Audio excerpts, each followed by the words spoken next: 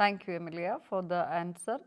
Now, I think we can go to the third question. Could you please give a little bit information about what are the important questions or suggestions that you are expecting from a student during the motivation interview, and approximately how many minutes this may last, and is it online and by Skype or Teams? Could you please give a detailed instructions about the interview? Yeah, so we organize our interviews on Google Meets at the moment, and students receive a link with a specific calendar of the officer that is responsible for their study program, so they can find a time that is suitable for them and just book the interview time. And interviews typically last 15 minutes. That is the baseline. It could be a little less or a little more, but generally it is a 15-minute long interview. So, like I said, we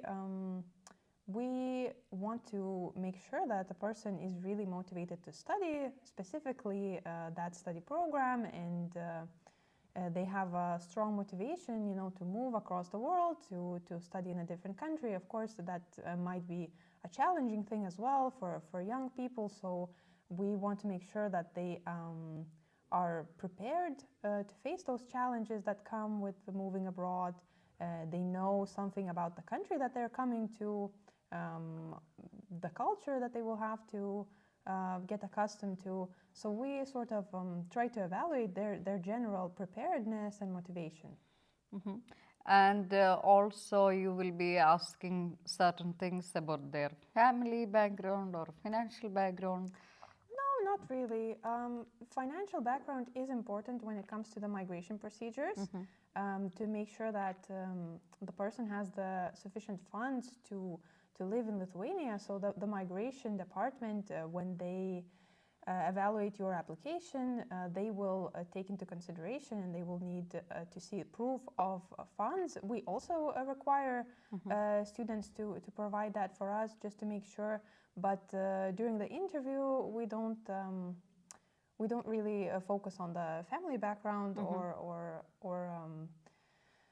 money questions. Just general sort of personal motivation and preparedness of the applicant. And the interview is usually organized by you, and then somebody from the concerned department will be sitting for the interview, or it's just you? Yeah, it's us admission officers. We have each officer has certain study programs that they're overlooking. So we are interviewing students just based on that. Okay.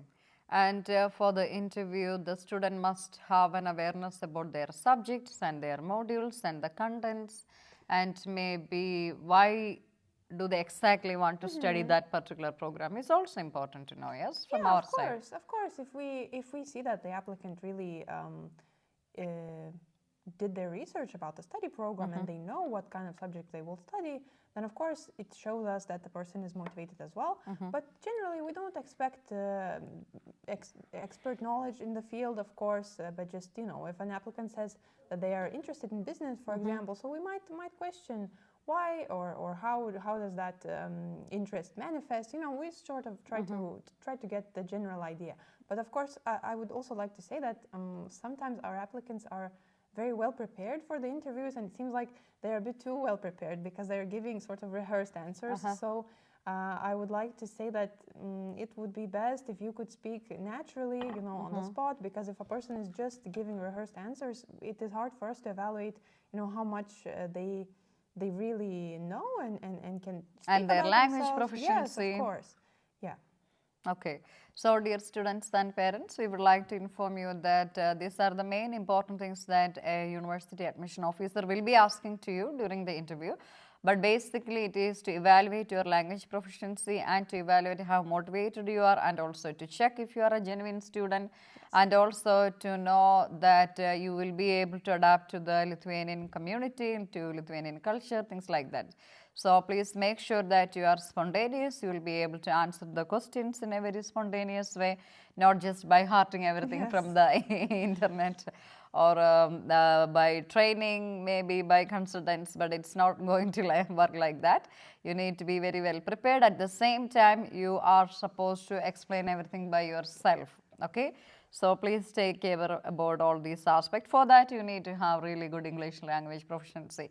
Otherwise, people or students may get stuck in between if they are by hearting everything and then expect the university officials to ask the questions 1, 2, 3, Yes. 4 like that. So please don't do that, okay? Thank you.